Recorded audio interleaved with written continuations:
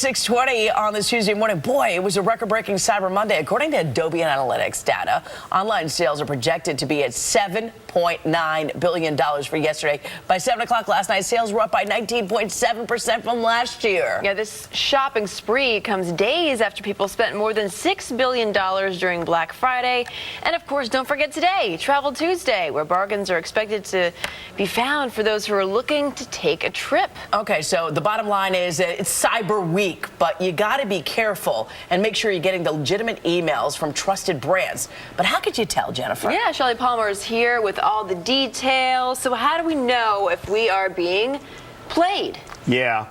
It was a record Cyber Monday. It was a record Black Friday. It is Cyber Week. Today is both Travel Tuesday and Giving Tuesday. Oh, that's right. It's Giving Tuesday as well. If you are so inclined, today is a perfect day to find your favorite charity and give as much as you can. Now, you're going to get a lot of emails because there was so much activity. The scammers are out, and they're out huge. You're going to get a lot of emails with deals now saying, Cyber Monday is not over. Cyber Week is happening now.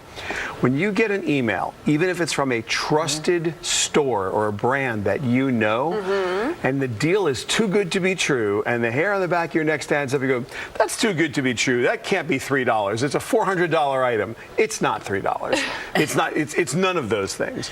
What spammers and scammers want you to do are one of two things. They either want you to click on something so that they can put a virus on your computer and then have their way with your personal information, or they want to trick you into doing something else or capture your name or other data that you would willingly give them because you want to get 3 for a dollar when only 1 for a dollar is available. I see. So the way you do it is in your email, there's a header that says to you and from so-and-so, and usually you just let that go. And especially if the name says something like, deals at Amazon.com, you go, that sounds legit. Well, there is no such email address as deals at Amazon.com. And if you look at the detail, it'll say something completely different. Okay. The presented name, the displayed name versus the email name, it'll just be a name that doesn't look right. Now, it could be misspelled like AMAZ, the number 0. Yeah, it's always right? one letter. Like all letter, or maybe there'll be 2 N's. So be careful and look there.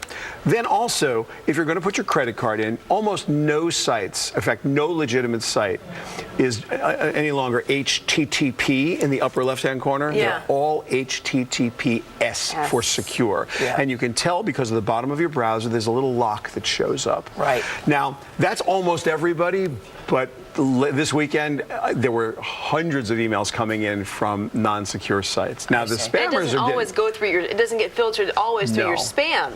Well, no, these look legit. They generally come from email servers that have been whitelisted.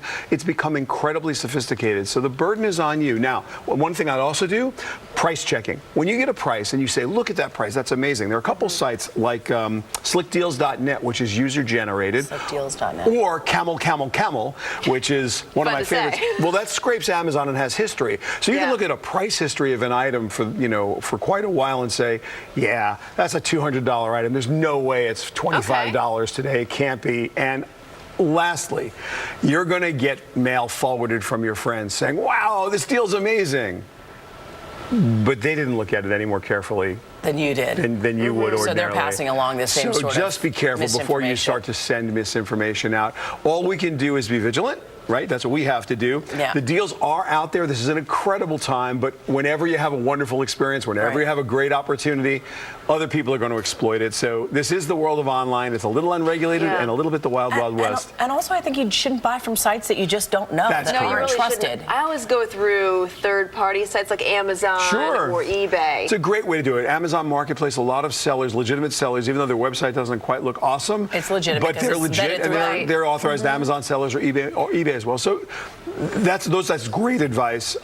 Mostly be careful not to click on anything in an email, especially from someone you do not know, because this is the time of year when viruses go to both naughty and nice people. I like that. I like that, Shelly. Thank you so much for that information.